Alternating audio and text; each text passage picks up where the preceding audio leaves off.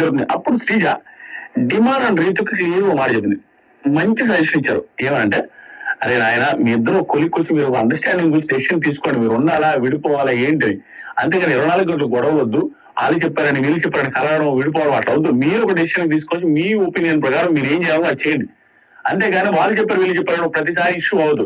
వీళ్ళిద్దరు పెద్ద గోస్ట్ అండి. మొగుడు పిల్లలు కూడా మార్క్ మై వర్డ్స్, అదే పాయింట్ చెప్తున్నా, మొగుడు పిల్లలు కూడా యాక్సెప్ట్ చేస్తలేదు. మొగుడు పిల్లలు కూడా ఇన్ని గొడవలు ఇన్ని రాద్ధాంతాలు చేసుకునే హౌస్ లో ఏం గొడవలండి, రచ్చ పెంట పెంట పెంట పెంట పెంట పెంట పెంట పెంట పెంట పెంట పెంట గొడవలు. 24 గంటలు ఒకటే టాపిక్ మీద రోజుకి 360 సార్లు, రోజుకి 50 సార్లు అదే గొడవ.